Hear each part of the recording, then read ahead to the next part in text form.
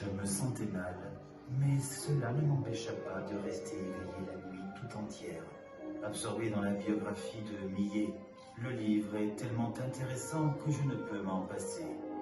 Ah, les belles œuvres de Millet. L'aube s'allume d'une lueur brumeuse dans les derniers vestiges de la nuit, une véritable idylle née d'un pinceau. Je désirais toujours reproduire ces œuvres. Maintenant que ma maladie m'affaiblit, je voudrais peindre quelque chose qui console le cœur. Mais ce n'est pas recopier. Au contraire, Millet disait qu'il est absurde de vouloir se faire passer pour quelqu'un d'autre. Ces mots-là sont gravés au fond de mon cœur. J'ai besoin d'expérimenter. Je retracerai les dessins en noir et blanc de Millet et j'en ferai un style qui m'appartient. Mais comment s'y prendre? Pourrais-je un jour me rapprocher de Millet?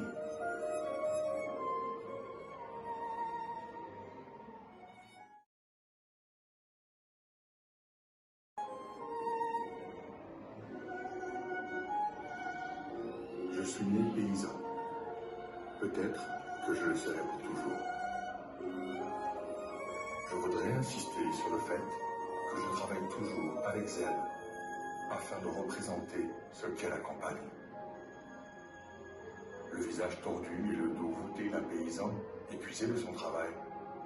On me demande parfois pourquoi je cherche à dessiner ces choses laides et insignifiantes. Je voudrais leur répondre par une autre question. Pourquoi ne ressentez-vous pas de beauté de l'image d'un paysan cultivant des pommes de terre? La noblesse du quotidien m'émeut profondément. La diligence ne serait-elle pas la beauté la plus méritée par l'homme? Dans la goutte de sueur du paysan qui travaille son champ de l'aube au crépuscule, je vois une grande poésie.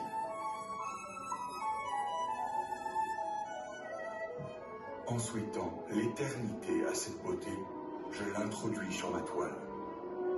Je suis sûr qu'un jour, quelqu'un saura me comprendre.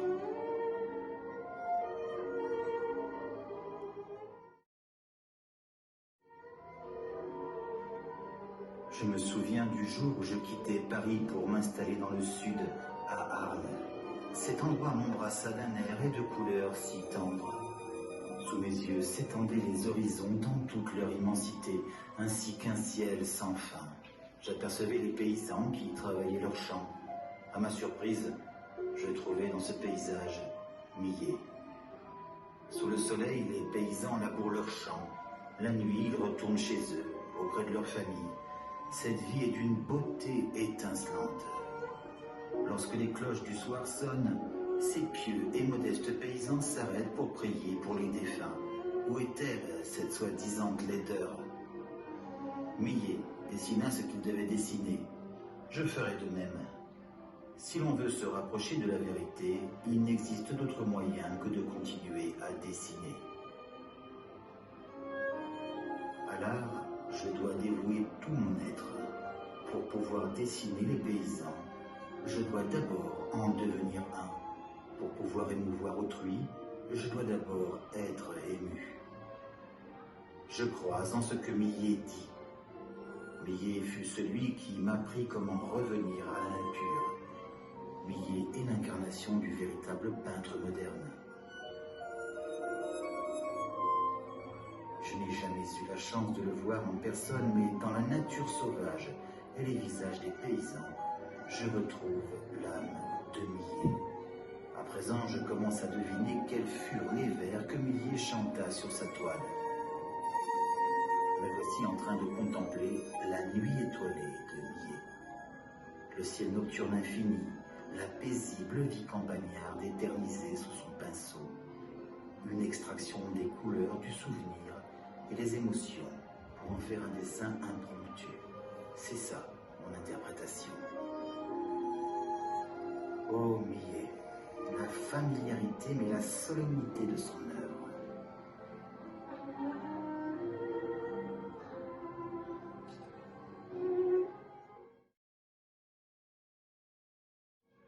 Van Gogh s'inspira de Millet tout au cours de sa vie, afin de comprendre l'essence de la vie humaine et de la peinture. Bien qu'ils n'ont jamais pu se rencontrer, Millet fut le gourou de Van Gogh. Van Gogh créa son univers en traduisant les tableaux de Millet en couleurs. Où les vastes champs s'étendaient, Van Gogh voyait Millet. À nous de retrouver ces deux grands maîtres dans l'œuvre de Van Gogh.